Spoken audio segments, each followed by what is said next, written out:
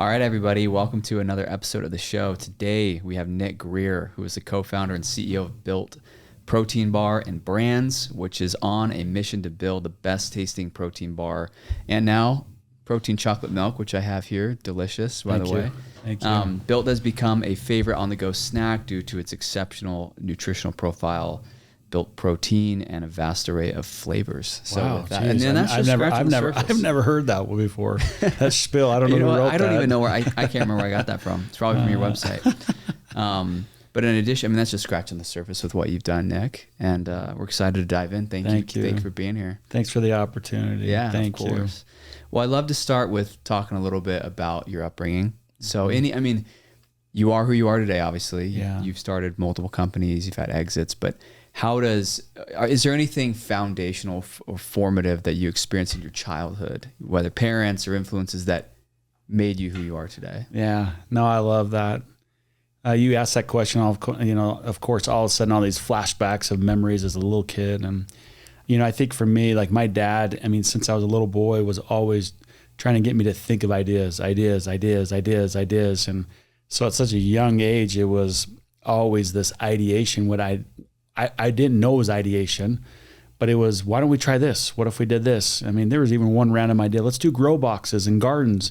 I'm like, okay. And at the time, no one really had grow boxes. And we looked at even at Home Depot and what it cost to build grow boxes. And I'm in junior high and we're talking about these things. And, it was constant looking for the opportunities, constant looking for, where is there a need?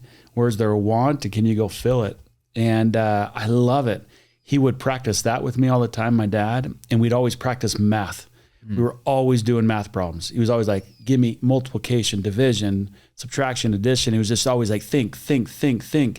And little did I know, like even that practicing of numbers allowed me to negotiate. And in deals where you're trying to structure a deal, you could think numbers and calculate numbers in your head quickly, and you can negotiate on the spot, which helps you maybe on a more... I guess you could say you're more non-emotional, where the other seller or buyer can be more emotional and they're caught off, and you're able to be quick. You'll be able to be quick with the numbers. And we practiced that all the time as a kid. I loved it. Love that. And was your dad, what was his occupation? Was there influences on the entrepreneurial front? Was it pretty standard upbringing? What did that look like? No, he, of course, went the accounting route and then finance route, and, had his own firms and own businesses. And we lost everything when I was 12 years old, as far as money is concerned, and homes and cars and boat. And we had three-wheelers at the time, I remember crying when the three-wheelers and the boat left, and the bank repoed them. And wow, it was a traumatic time, but also probably one of the sweetest blessings of my life. That those moments where you lose everything and then you realize I got to go fight for everything. And so 12, 13, 14, I'm working. And even 14 years old, I'm driving around an old Datsun 1974 mustard yellow truck, and it wasn't registered. It had a license plate, but it wasn't registered. And this is terrible. I don't think I can get arrested today by even admitting this, but I would take the stickers off my mom's Buick Regal, and she had a Buick, and I would take the stickers and put it on the Datsun when I would go on my routes for lawn mowing and mowing lawns. And I have little 2x4s that I'd roll the lawnmower on the top of the back of the bed of the truck and the weed eater, and I go mow lawns at 14 years old, trying to make money, trying to make it work. And it was awesome. Such a blessing. A blessing. Scrappy, super scrappy. What was going on at that time? Your family kind of lost everything. You would appreciate this. It was all real estate. Okay. It was back in the 80s, late 80s, market crash, over leverage. And I think that's what's taught me a lesson of just paying cash for, if you can, everything, making sure you always have access to cash, having optionalities with cash, making sure there's cash in your wallet, cash in your house. Not a lot, nothing in the house, but cash in the banks, put in different bank accounts, cash in the safes, in the different banks, gold, silver, I mean, it was just like, you got to like, it was almost like those people that grew up in the Depression. Mm-hmm. I think I felt maybe a small piece of that. Yeah. And that taught me to always have cash. Still to this day, I got to have $100 bills like with me, because my grandpa always carried them around, and I love that. But then I remember my dad several times asking to borrow money from me. And at the time I thought, holy cow, he's borrowing a couple $100 from me. And I just worked for this, and I'm 15, 14, 16 years old, and he's borrowing from me. And, but I gotta have cash. I gotta have cash for dad just in case he needs it. Yeah. Cash for mom just in case, gotta buy her a drink. And, there was a lot. I could go on story after story of stuff that, I mean, listen, we were blessed beyond measure. We had everything we needed. So I never felt like we were going to go, unfed or not have what we needed. Yeah. I never felt like, we're not going to survive, or we're not going to have a meal. My dad always had the mindset, we're fine. We're good. We're going to make this happen. And he did. He was always that positive mindset. Yeah. So impactful. I mean, at such a young age, having your dad ask you for money, you kind of had that fight or flight mentality of you had to survive and go figure it out how to make money when your dad was in a tough spot. Totally. So many, lessons learned, I'm sure. Totally. That. And it's helped me, and we can talk about this later, but it's helped me a ton in business. Yeah. A ton. Because I think too often in life, we all want that easy button, and we all want to push that easy button, and we want to say, you know what, just make it easier. And I would say, you know what, I don't necessarily want it harder, but I don't want to avoid what is hard, so I can get through what is hard, so I can learn what I need to learn to get exactly where I need to get, to eventually be in a place where I'm much stronger. I can move much faster. I'm much more mobile, agile. Isn't that Remember the Titans? Mobile, agile. I think that's right. But that's to me, that's taught me a ton, where do not push the easy button. Is this the easy button? Mm-hmm. All right, let's not push it. All right, what are we supposed to learn through this? Let's go learn through this, and let's just grit it out. Yeah, love it. That's so good, Nick. So then, going from childhood and all these experiences you had, I mean, I read that you were BYU Idaho, and then you tried to get in BYU 4 times. Yeah. Eventually you did. On my 4th try. Yeah. Your 4th try. Yep.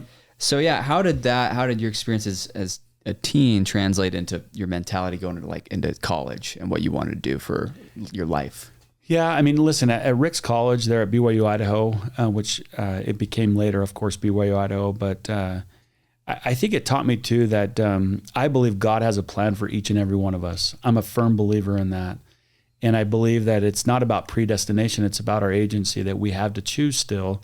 But he has a plan. It's all intertwined. If we choose left, eventually we'll go right to get onto the path that we need to be down. Even if we didn't quite choose what was right, we'll eventually get back if we can, and really listen to this greater power to where we need to go. And when I got cut from the team, or in other words, I didn't get accepted into BYU 3 times in a row, I kept learning, what else do I need to learn this next semester? And eventually I found out, I had to meet this young woman, and we're engaged. And 1 week after we got engaged, I got accepted into BYU. Okay, there was a plan. That's cool. And like how beautiful that plan was. And I am so grateful that my pride and stupidity did not get in the way, that God was able to say, you know what, let's get you down the right path. You have to meet this young lady. And now I have the most beautiful, most precious, most amazing wife on the planet, and the mother of our 7 children. And I'm so grateful for that.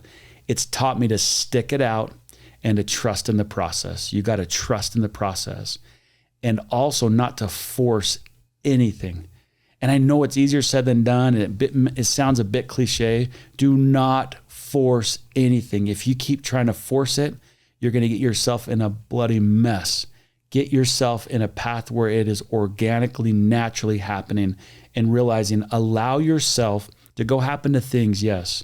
So things don't happen to you, but you listen to that inner spirit to where you need to go, and allow it to flow.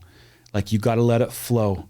But if you're forcing it, get off that force path and get on that flow path. It's night and day difference. And then you start seeing, oh my goodness, it's humming. And I learned that, I think, and I'm still learning it, but it taught me a valuable lesson early on when I kept getting rejected from the school and losing for student body president and not getting everything I wanted, and then realizing, okay, there's a plan, there's a path, I'm on it. Let's go. I love that. Yeah, seeing the higher vision and using your intuition and kind of the gut to make sure that what you're doing feels right. Absolutely. Love that. Absolutely. So then what did you study at school? Finance. Finance. I thought I was going to be a stockbroker, financial planner, go get my become a CFP and do all that stuff, because that's what my dad was doing. And then I'm like, I couldn't even think about working in an office. Like, you stick me in an office and I got to wait for clients to come in, and this is my personality. And you know, you got 2 or 3 people in there. I got a secretary and a couple people. And I went into his office. I remember one day and I'm like, there's no way in sin I can do this. I'm not going to be stuck behind that desk. Do not stick me behind that desk. And I felt like there was this greater cause, something I needed to fight for much more. And so the studying of finance, and I tell this to my kids and I tell it to others when I taught at BYU, even, like, it's not a matter of the degree. It's a matter about this path and this process you're going down, of course, and the people you meet. The degree, you accomplished, you got to something, the finish line. But sometimes a degree pigeonholes us into a job, and that 3-letter swear word, like I like to say, and that 3-letter swear word is not good, because now we're just stuck in a job, and now we're allowing someone else to dictate our destiny. And that I don't believe in that. I don't believe in that. Now, do I believe that a lot of people, you know, need to go work, you know, for others? Absolutely. But you can also control your destiny at the same time and not feel like you're just stuck in the day-to-day, the 9 to 5 and that job.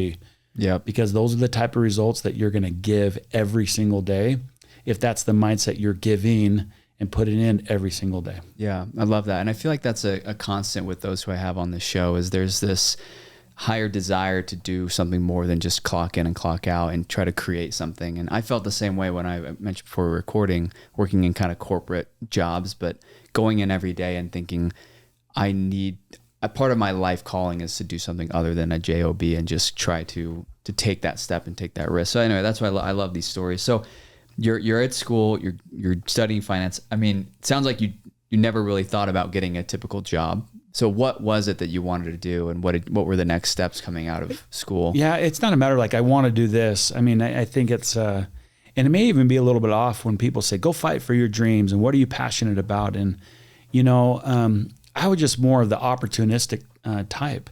Well, where's the opportunity? And where am I supposed to go? Then I'll go there. And so and a lot of people ask me, like, well, how do you go there? How do you get there? How do you eventually become successful and find that success? You find the success by practicing the process of getting to success. You find success by finding those little wins along the way. And those little wins, those little victories, however small they may seem, I know it sounds crazy and you're like, oh, of course, duh, that's that way. No, you've got to practice like anything else. And so for me, it was just a matter of like, I got to find a success. Let me go find some wins. And they were hard. We failed. I mean, I kept failing. But like, I kept feeling like, well, I'm succeeding because I'm learning. Mm-hmm. And there's like stuff that I'm gaining, and I'm realizing what I don't want to do and who I don't want to work with and what I do want to create. And so it's just like, well, all right, keep going. And, you know, I had a failed mortgage company. We had a failed marketing company. We had a failed tech company. It was like company after company. Like, it felt like, man, I keep failing. And it wasn't until 2002, which I know to a lot of people may seem like forever ago. To me, it sounds like yesterday, but it was 22 years ago where I'm like, okay, I sat at Brick Oven down in Provo, Utah, and at this tech company that had failed. So it was the general counsel. His name's Eric. I sat down with him for lunch, and I'm like, Eric, I want to start my own business. And I had started another business too, and that had failed, called Cowboy Inc. with a partner. And I sat down with Eric at this lunch, and I remember like eating breadsticks right there. And I said, I don't know how to form a company like on my own. Can you help me do it? He's like, yeah, I got you. So he helped me write the articles of incorporation, and he helped me actually register the business. And that was the start of a company called One on One. And I had $2,000. I had 2 little kids. And I know everyone thought I was absolutely crazy and insane. And I even had a relative ask me, like, don't you want to go get a job first? Mm-hmm. And don't you want to go lay the foundation of earning some money first? And then once you get that experience, you get the money, you'll go start your own business. And I'm like, why? I'm 24 years old.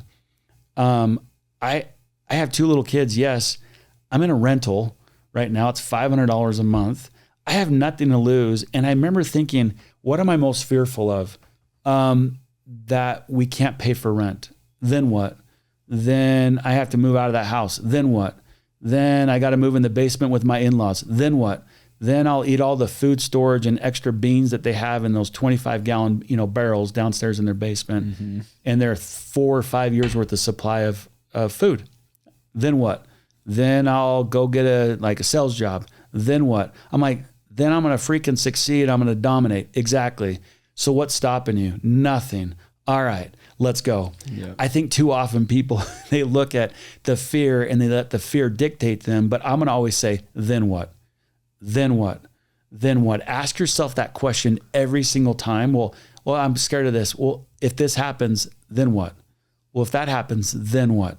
And you see that you start going down a path. You're like, it's not as bad as I think it is. Exactly. Now go and attack that. Go and attack that. Too often we let that fear dictate. It stops us.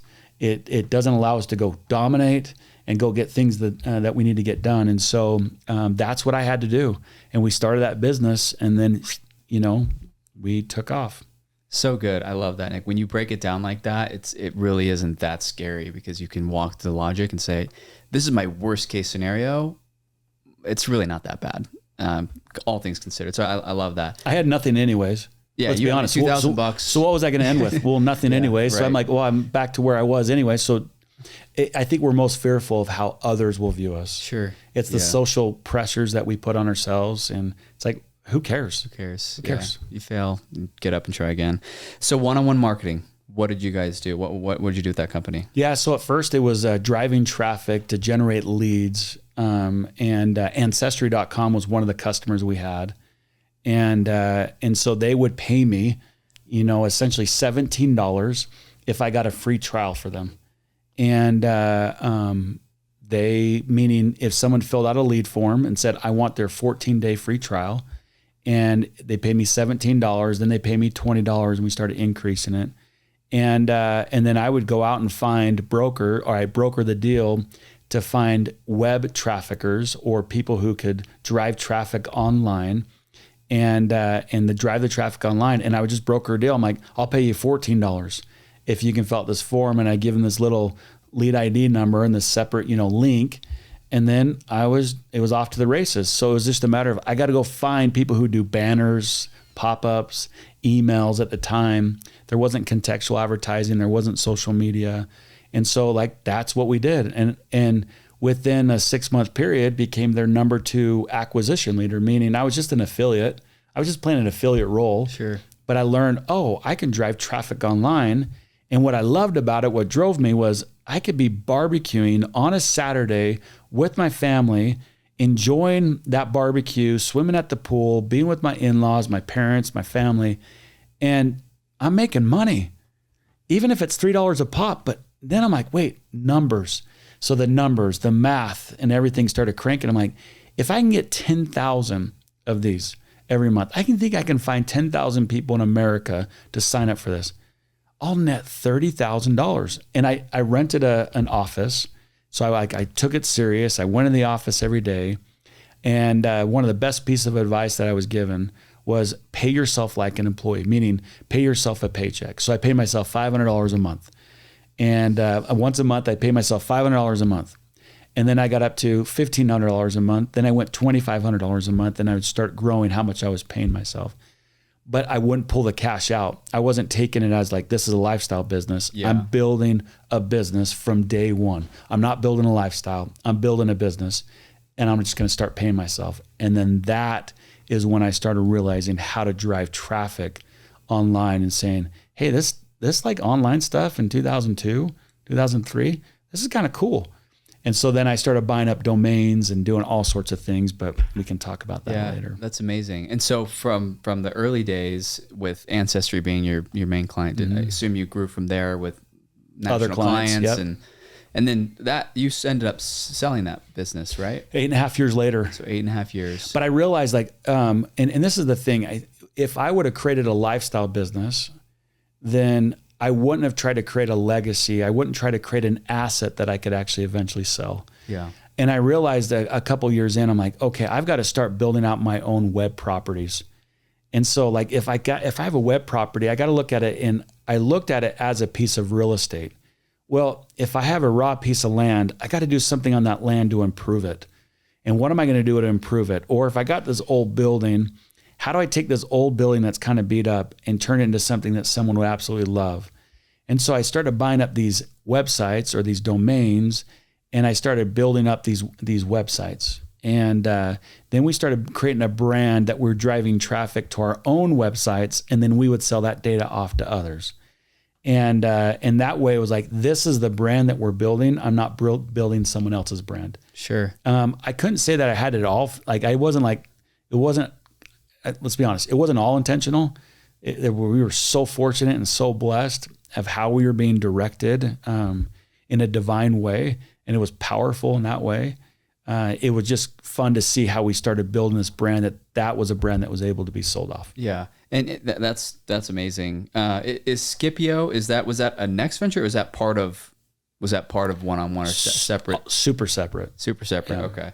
So you have this exit after a very successful run, it sounds like. I guess, what was the mentality when you had sold and kind of walked away from one-on-one? I mean, the mentality, selling it was exciting. Yeah. That day that we sold off, it was 2 private equity groups that came in, and it was awesome. It was such a fun day. And I remember my dad being in the office that day, and we had I had the computer screen, and I get the email from all the attorneys and everyone involved. Congratulations, congratulations, congratulations. And you see them all flowing through. So I'm like, wait a minute, maybe it funded. So you go to the bank account and you click refresh. I click refresh again, and by the third time I click refresh, and boom, it pops up and there's the money. And it was such a sweet moment. It was such a sweet moment of just like, wow, we did it. Like, we did it. Like, this is insane, and how blessed are we? And I run into the other office. I go, Dad, come here, come over here. And I had him in there for like 3 years, the office. He was just there hanging out and probably distracting all of our people way too much, going golfing, and let's go skiing, and let's go hang out, let's go to lunch. And I'm like, Dad, you got to stop hanging out with these people need to work. But it was fun to have him around, involved, just there.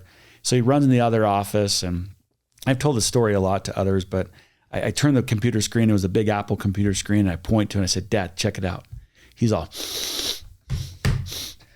he gives me a big old hug. He goes, let's go get some tacos.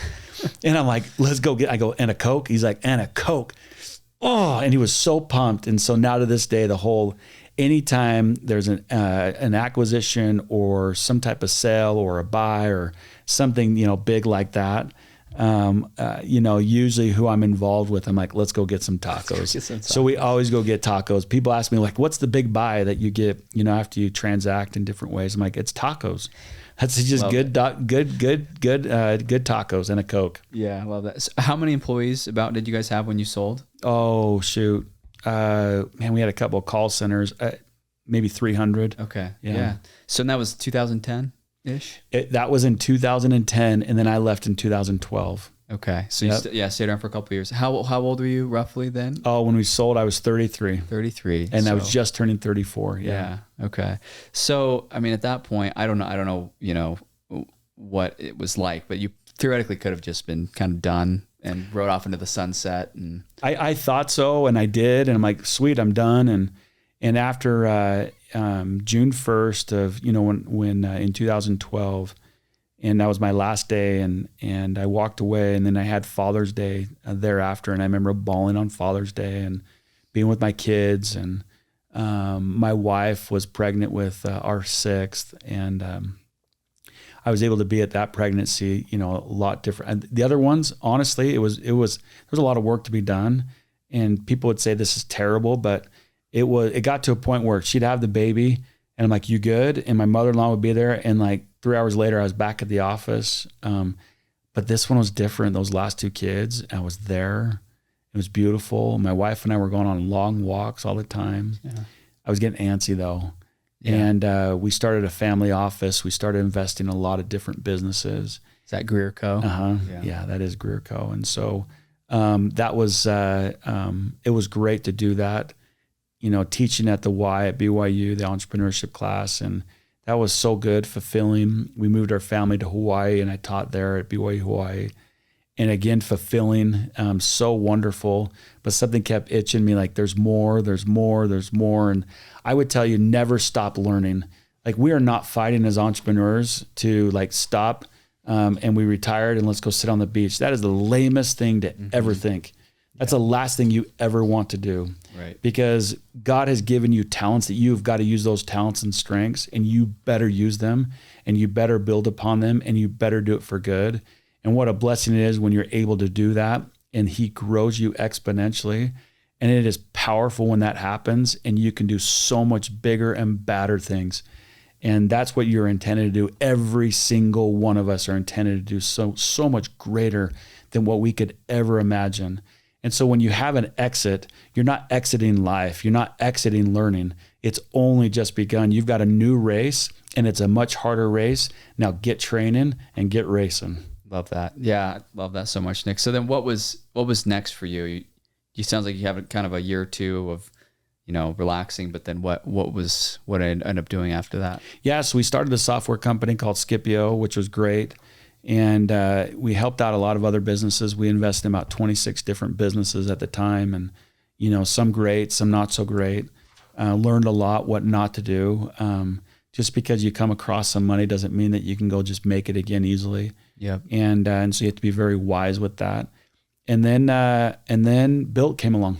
Yeah. And in fact, about a year before Built came along, I remember my sister, we were having tacos up in Salt Lake.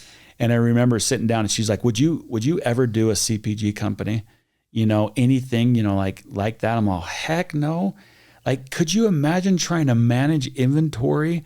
I'm like, I would like, that'd be the last thing I would ever want is to manage inventory and then try to sell it. I mean, you're going to be stuck with that inventory. And then a year later, there I was with the opportunity. And, because you acquired Built. Right? So no, or was that? Well, it's a long story. Like it was a bar that was created by a family. Okay. Awesome family. And they created the original bar. Okay. And then their next door neighbor was buying about half those bars off of them. And then he decided to start a company. And then he came to me and said, hey, would love to borrow some money. I said, I don't want to lend you money. I'll be your partner. He said, no, thanks. Came back the next day and he said, let's be partners. And I said, you got it. And that's when we really started, okay, put money behind it. And we grew the Built brand. And so eventually bought him out 2.5 years later, and grateful for him and what he's done. And then it's like, okay, now let's go build out this brand and let's go build a sustainable brand and really roll this out on the retail side, because it's easy to go and get caught up on the D2C, the direct-to-consumer side of building out a brand. You can be a one-hit wonder, an overnight wonder, and you can do fantastic. It's very expensive to acquire customers. Mm-hmm. The CAC, or the cost to acquire that customer, is very expensive, can be very high. You can get, social proof quickly that people love it. So therefore, that's what we saw. We saw this huge influx of sales because of socially what a lot of women were talking about, especially Weight Watchers and WW fans, and it grew quickly. But I knew the way that we needed to build a brand, we needed to build a moat around the brand.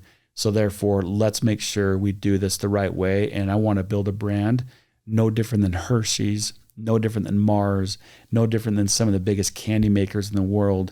And I looked at our bar as being a candy-like bar. Yeah. And that's why we've really focused on our puff, which is much more candy-like as opposed to our bar.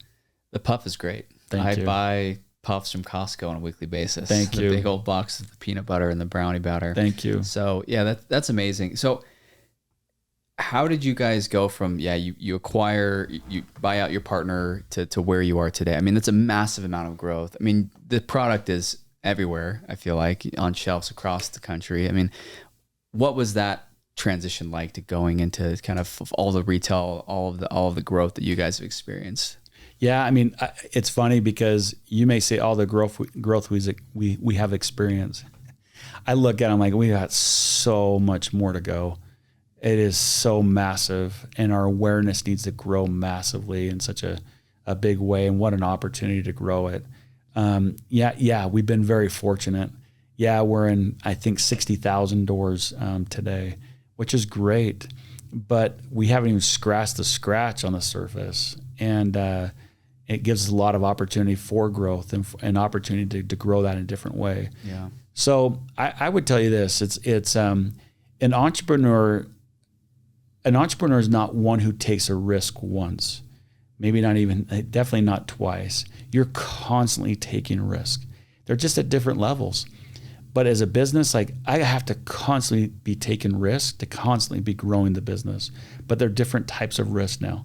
And so with Built, it's like we're taking some big risks. We're doing some big things. And I want every human being on this planet to experience Built. That is the key. That is the goal. That is the vision. So how are we going to do that? We got a lot of work to do.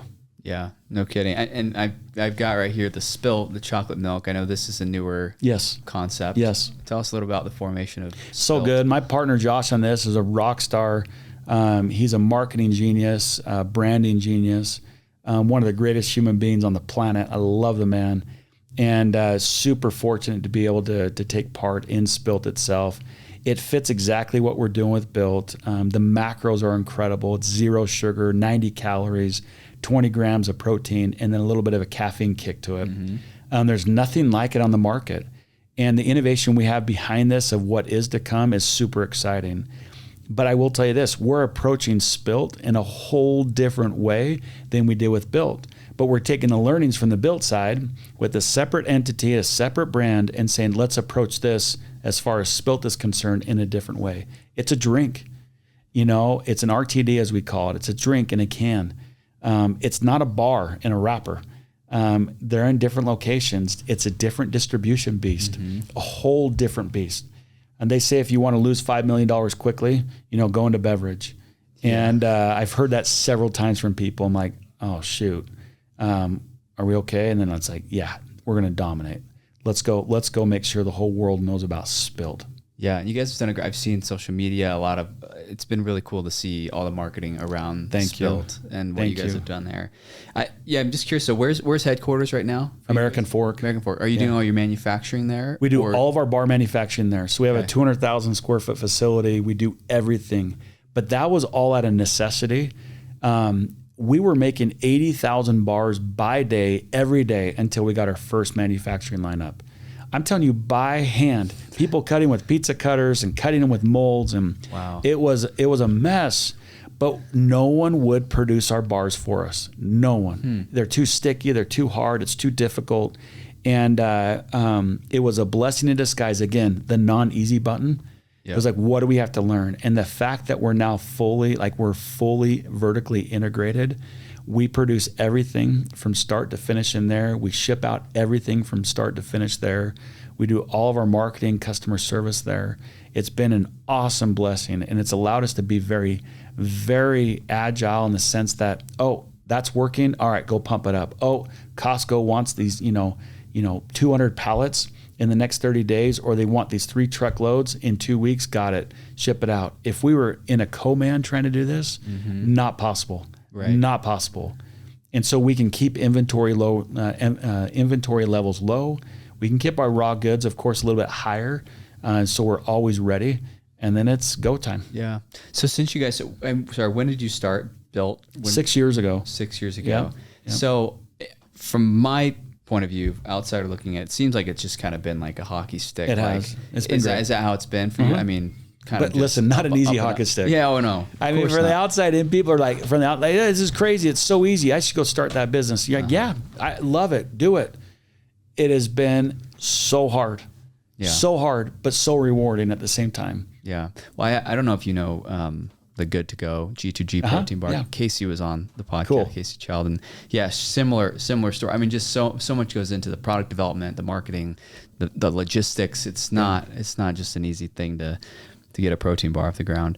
Have you guys raised money? I mean, for Built or Spilt, or has it just been you able to kind of no institutional? Okay. Friends and family and some others, and we've got a publicly traded company that's involved, that's invested.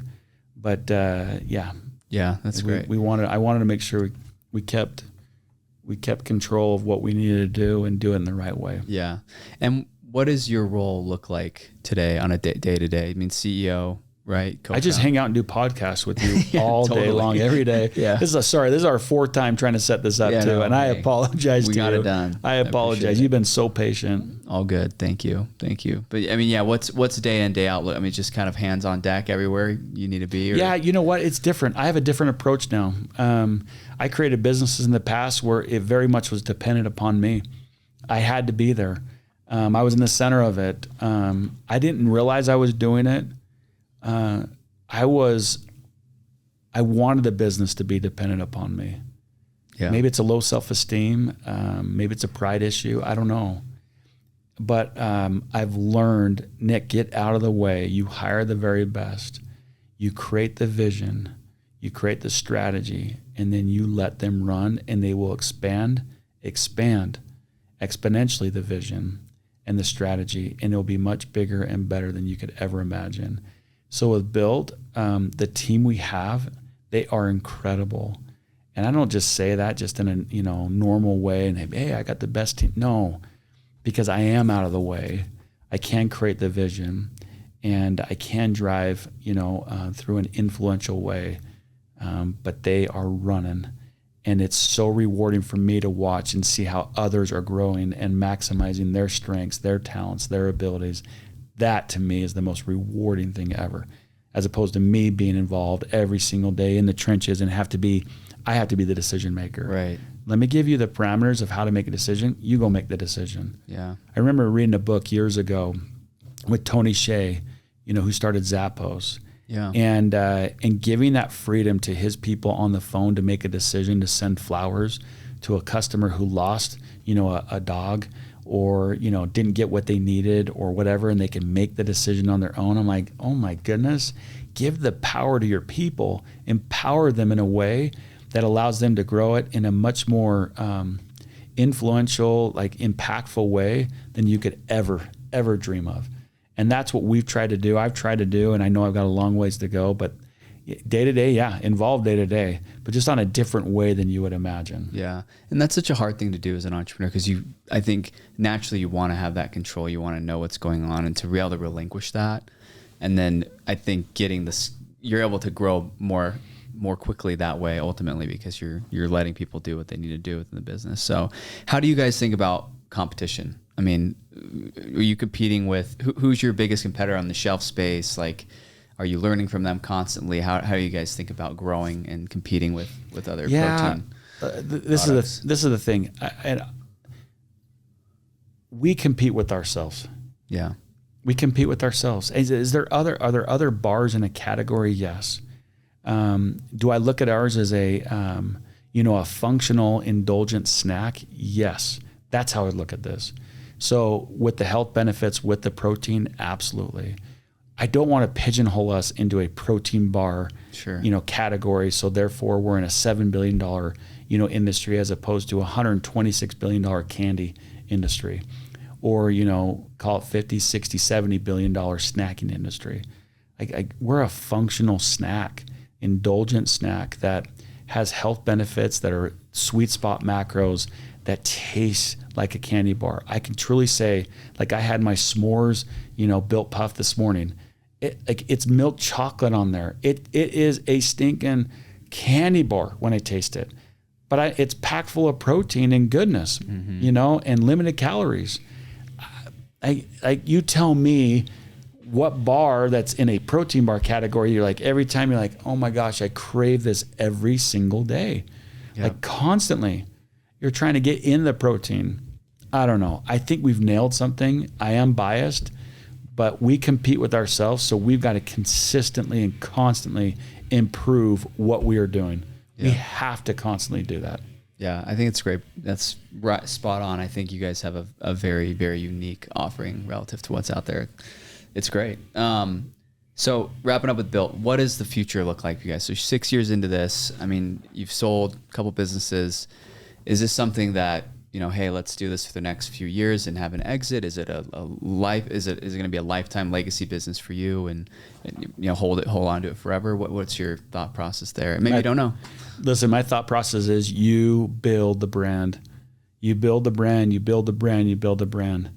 And you protect your business, therefore you protect your brand when it's like the focusing on building that brand. Because a brand, the mindset of building the brand is a long-term play.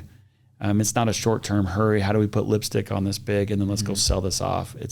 Listen, we got to build this brand. We got to strengthen this brand. We got a huge new, you know, and it's not so confidentially if I'm going to say it now, but a new brand rollout.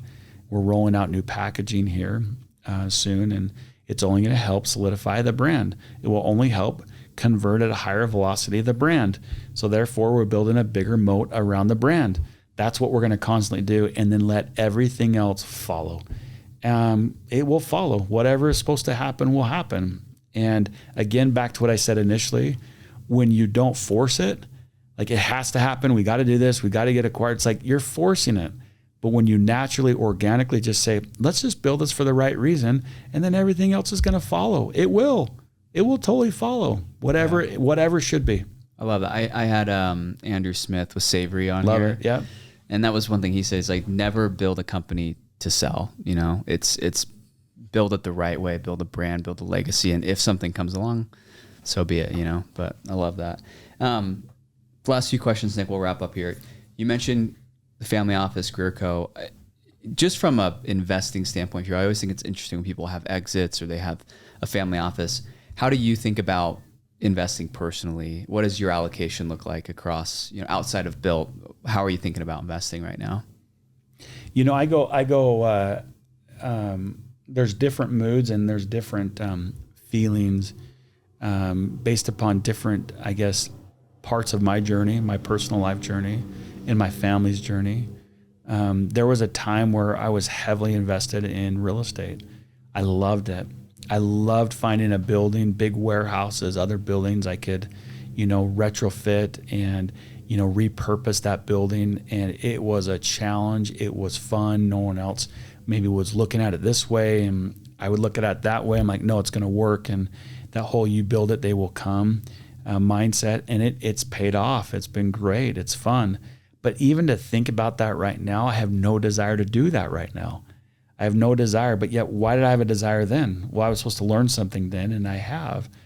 I'm a little bit more of in a conservative place right now. I want to be a little bit more in a conservative. I'm not in attack mode because I'm in an attack mode on the brand side as far as Built and Spilt is concerned and what we're doing there and how we're building that up. So I'm getting that fixed there. Mm-hmm. And then everywhere else, I need to make sure I level out that, you know, that scale where it's a little bit more conservative. Just, you know what, coupon clipping. Yep. Just be safe. You don't need to be aggressive over here. And it just feels right. Yeah. I also think, you know, I'm always trying to clean out. And what I mean by clean out, and I think we all can do this in different ways, cleaning out a closet, cleaning out a garage, cleaning out your life with maybe unnecessary debt and products that you, or I say products, you know, toys that you may have.